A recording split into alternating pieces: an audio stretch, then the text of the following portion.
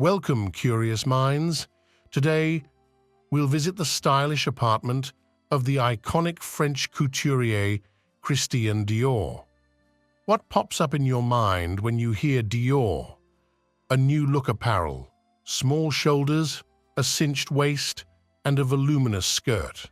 Or his eponymous ready-to-wear house on the corner of 5th Avenue and 57th Street in New York. We hope that after watching this video, you'll have one more association with his iconic name. Dior's stunning home in Paris. Let's explore the iconic designer's townhouse we simply... The fashion designer purchased this private apartment in Paris in 1950. It was located at number 7, Boulevard Jules Sandeau. Christian Dior needed a dignified spot for formal receptions, ball gowns, and business dinners. Dior decided to bruise through the estates in Passy, his childhood neighborhood. An townhouse with a gracious floor plan and winter garden grasped his attention. The 1905 estate boasted an impressive colonnaded facade, which added to the property benefits. The last drop that inclined Dior to buy the estate was rather sentimental.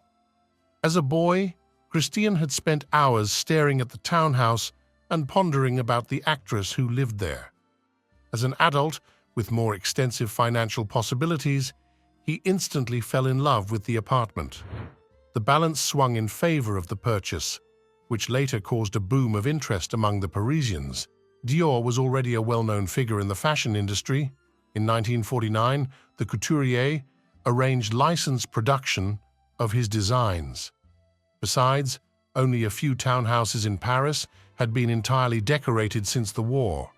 The grim post-war world needed the remembrancy that beauty still existed, and Dior bounced forward with his opulent dresses and the sumptuous aesthetic of his new house. Dior commissioned Victor Grandpierre and Georges Geoffroy to design his dream home. Victor Grandpierre was in charge of private apartments, while Georges Geoffroy was responsible for reception spaces. The iconic designer wrote in his autobiography, "The rules of good taste do not matter, since they must, in my home, give way to those of my own taste." The result of his collaboration with the designers appeared highly unexpected. Our mini-tour starts with a dramatic yet simple entry. The draping on the stairs perfectly matches the trim on the portieres. The massive chandelier adorns the ceiling, letting plenty of light welcome Dior's guests.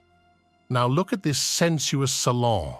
Here we can recognize Dior's light touch based on his love for elegance and romanticism, and Geoffroy's walls upholstered in sober sage velvet.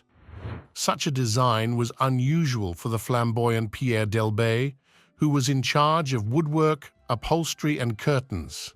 The interior recalls the Louis XIV style due to armchairs with spiraling column legs, gilded fauteuils, and an antique table with sophisticated bronze mounts. Emerald, cherry red, and Prussian blue silks complement the picture. An Aubusson rug, a veneered card table, and a chic chandelier create the effect of lush abundance. We wouldn't refuse to savor a cup of tea in such a salon. Christian Dior adored his home atmosphere and used to have breakfast in the living room with a huge palm tree, read a newspaper, and leave for work. He confessed, "I like an atmosphere which has been built up little by little out of the whims and fancies of the inhabitant." The dining room, designed by Geoffroy in 3 shades of white, looks somewhat restrained. According to Dior, white is pure and simple and matches with everything. Here, we can see the reportedly tallest and most handsome butler in Paris fulfilling his working duties related to the dining arrangements. In the dining room, the couturier regularly organized social receptions and dinners.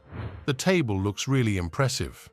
However, Dior was a whole different species. Sometimes he invited only close friends for quiet dinners. Then, a smaller table was laid. Let's move to the villa's indoor oasis, the Winter Garden. The attached smoking room was designed by Victor Grandpierre. His professional signature is visible in Louis XVI, chairs, fringed curtains, and limestone floors. This comfy nook is perfect for small talk with a Cuban cigar. The smoking room exhales aesthetics and style. We love the wallpapers decorated with flowers and birds in the background, which take the guests to the lap of nature even amidst the cold winter season. These wallpapers were even used for the cover of the book Dior and His Decorators, Victor Grandpierre, Georges Geoffroy, and The New Look, written by Maureen Footer. The book is a treasure trove of fabulous vintage photographs and stories about the lives and work of this creative trio. The girl in the grey chiffon dress looks stunning, don't you agree? It's a Parisian model, Sophie Malgot, showing Dior's creation in 1953. These unique wallpapers also inspired Cordelia de Castellan, artistic director of Baby Dior and Dior Maison, to create her latest collection for Dior Maison. Here we can see elegant porcelain plates and hand-painted placemats in natural linen, enriched with clematis, peonies, dahlias, and swallows. The bedroom, also designed by Grandpierre, is indeed royal, adorned with crimson silk bed hangings, a garnet-colored rug, and cherry velvet upholstery. The room reflected the overall restraint of the designer house. The bathroom deserves special attention. It was designed in neoclassical style by the gifted hand of Grandpierre. Look at the curtains, sheltering the bath from the entire world. No wonder that the bathroom was Dior's private escape. The study was another place where Dior liked to start his day. It was decorated in the Belle Époque style, combined with café society chic. Red velvet banquettes inspired by Napoleon III, crimson red curtains, Flemish tapestry, a leather sofa, and linen velvet art mats create a sumptuous atmosphere. The upper one is Dior's portrait, painted by Bernard Buffet. Now the artwork hangs in the Parisian Dior boutique.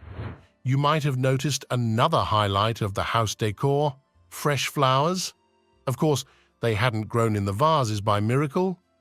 Designated florists took care of the flower arrangements. Like fairies, they floated from one room to another, replacing the withered flowers with fresh species. Flowers occupied a special place in the designer's heart. Christian Dior always ensured that a fresh bouquet adorned the apartment. Dior's favorite flower was the lily of the valley. He was very superstitious and followed a specific ritual. In each couture show, at least one model had to wear a bunch of lilies of the valley, and each of his collections included a coat named Granville, his place of birth. Besides, he only started a show by having previously consulted his tarot card reader. Finally, compasses, stars, and roses were Dior's talismans. As you can see, the Passy apartment decor spelled class, elegance, and high-concept style. The interior design invited visitors into a new realm of luxury and chic. Christian Dior commented on this interior decor. Without further ado, without even consulting the architect, I gave my approval and devoted everything I had to decorating my new home. We think he did it splendidly. Dior spent the last years of his life in the Parisian townhouse until he died of a heart attack on October 24, 1957. To honor the famous couturier, people brought numerous wreaths of flowers in front of his private Passy townhouse. You might think such an apartment was too big for a single person. However, Dior never married, no family, no kids. There were numerous rumors and speculations about his private life. Christian Dior claimed, living in a house that doesn't look like you is a bit like wearing someone else's clothes. Do you think the Parisian flat was a perfect costume for the renowned couturier? Do you like such antique designs or prefer to leave the past in the past? Please kindly share your thoughts with us.